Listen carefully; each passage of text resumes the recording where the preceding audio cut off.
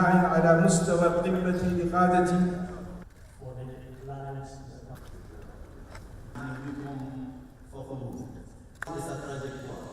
حي الجهود الحثيثة التي بذلتها a été marqué par plusieurs événements importants.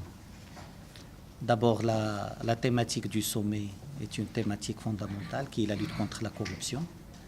Le message de Sa Majesté le Roi hier a souligné qu'il ne s'agit pas seulement d'un problème éthique ou moral, qu'il s'agit d'une entrave importante à l'action économique, d'un phénomène qui sape l'état de droit, qui favorise l'implantation de réseaux criminels et voire même le terrorisme. Donc il s'agit d'un véritable défi.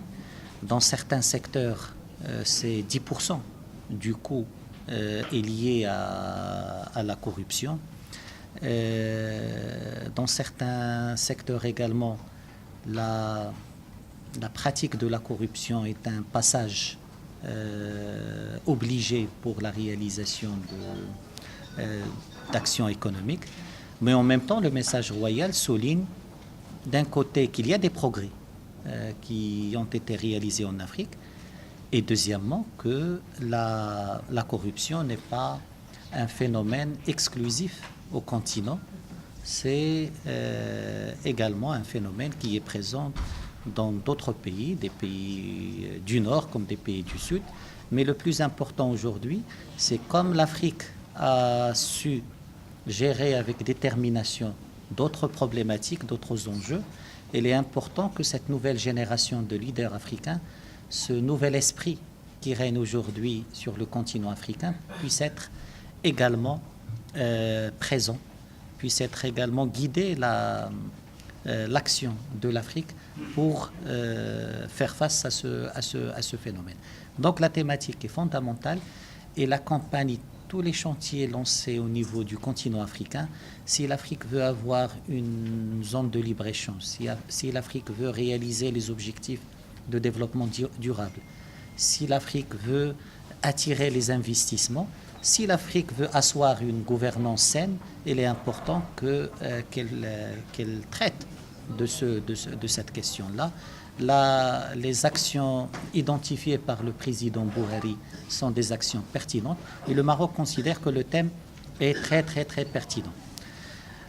Deuxième, pour nous, un autre élément bien sûr qui est important, c'est la décision qui sera prise aujourd'hui pour l'installation au Maroc de l'Observatoire africain sur la migration, qui est un cadre important. Vous rappelez que Sa Majesté le Roi, en tant que champion au niveau du continent dans le traitement de la question migratoire, a été chargé de présenter une stratégie africaine. Et dans le cadre de la présentation du rapport du souverain sur cette thématique en janvier dernier, il y avait la proposition de la mise en place d'un observatoire africain sur la migration et le développement.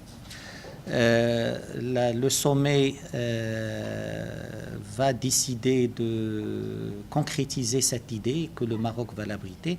Et l'idée, c'est qu'on parle beaucoup de la migration en Afrique, mais on a peu de connaissances, on a peu de compréhension des tendances du phénomène migratoire, et on n'a pas un cadre où on peut fédérer les stratégies nationales pour les construire dans un cadre ou dans une vision continentale. L'Afrique est interpellée sur la question migratoire et l'Afrique doit faire son homework, faire son travail interne pour pouvoir tenir un discours ferme, un discours clair vis-à-vis de ses partenaires, notamment européens.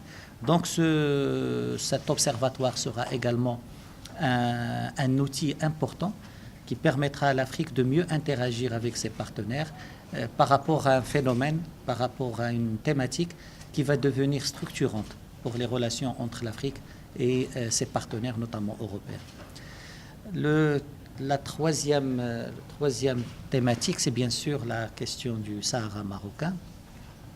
Là aussi, il y a eu une évolution importante, une évolution palpable. Pour mieux mesurer cette évolution, il faut revenir un peu en arrière. Qu'est-ce qu'on avait durant les 10-15 dernières années? On avait un rapport du Conseil de paix et de sécurité qui était comme ça, de 4 pages, où on trouvait tout. On trouvait que l'Union africaine a un plan d'action, que l'Union africaine a des résolutions et un référentiel pour la solution, que l'Union africaine traite de la question des ressources naturelles, des questions des droits de l'homme, et avec des recommandations. Donc on avait un rapport détaillé du Conseil de paix et de sécurité. On avait chaque année une décision du Conseil de paix et de sécurité sur cette question, qui allait dans ce sens d'une gestion par l'Union africaine de ce dossier, d'un référentiel africain dans le traitement de cette question. Je pense que les décisions qui ont été prises au cours de cette session sont importantes. D'abord, sur le rapport du Conseil de paix et de sécurité, pour la première fois, au lieu de ces 4 pages, on a 3 paragraphes avec des recommandations. Donc ça, c'est la première évolution. La deuxième évolution, il y avait un débat où il y avait l'Union africaine est-elle un acteur de ce dossier? Est-ce que le dossier est traité ici? On nous a dit depuis des décennies que non, l'Union africaine a une position, que l'Union africaine a des plans, que l'Union africaine a un envoyé même spécial qui s'appelle M. Chissano, et que c'est dans ce cadre-là que le dossier est traité. La décision prise hier par les chefs d'État est une décision importante. Il rappelle 4 points essentiels. 1, le dossier est à l'ONU, et uniquement à l'ONU. Le dossier est à l'ONU. Le dossier du Sahara est aux Nations Unies.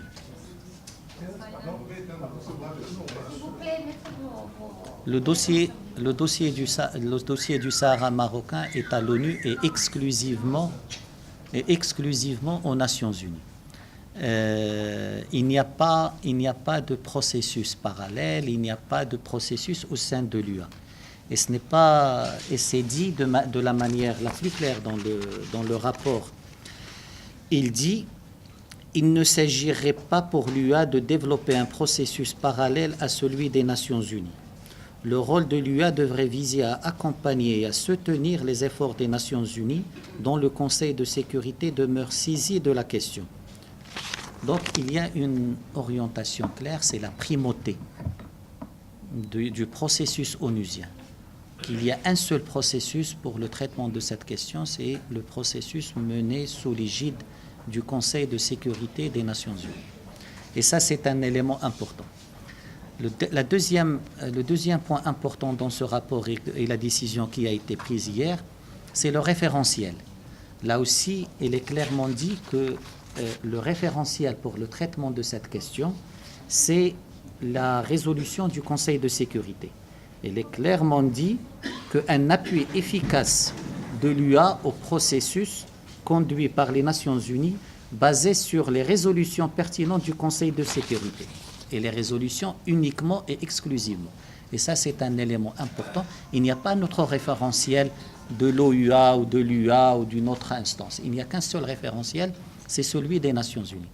Troisièmement, du point de vue de la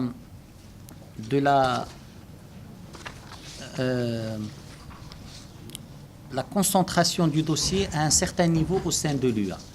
Jusqu'à présent, il y avait beaucoup d'organes qui s'occupaient de cette question au sein de l'Union africaine et à différents niveaux. On avait le CPS qui faisait des rapports, qui prenait des décisions. Une vérification importante est nécessaire pour dépolluer l'atmosphère et pour répondre à des questions. Dorénavant, il y a un seul cadre. La question du Sahara est traitée à New York, il n'est pas traité à Addis.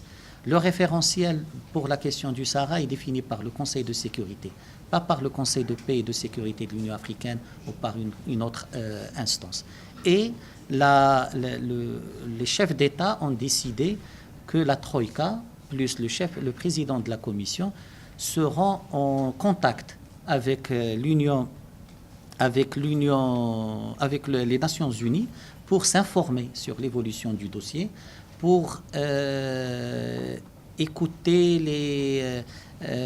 les évolutions réalisées par le secrétaire général et son envoyé personnel et périodiquement venir informer les chefs d'État de cette interaction. Donc pour nous, c'est une évolution importante, c'est une clarification importante par rapport à beaucoup de pollution qui régnait sur ce dossier au niveau de l'Union africaine depuis profitant de l'absence du Maroc de cette instance. Une littérature s'était développée, des organes se sont autosaisis de la question et une mentalité, un état d'esprit a régné par rapport à cette question. Je pense qu'aujourd'hui, il y a eu une sorte de dépollution, une sorte de clarification, une sorte de direction qui a été donnée par les chefs d'État dans le traitement de ce dossier. Même évolution, même dépollution, on a senti au niveau du rapport de la Commission des droits de l'homme de l'Union africaine qui également consacrait beaucoup de passages, beaucoup de paragraphes à la question. Là, cette année, parmi les évolutions importantes, c'est que cette commission a également revu sa littérature pour s'aligner sur un langage réaliste, un langage plus proche de la réalité et un langage loin de l'instrumentalisation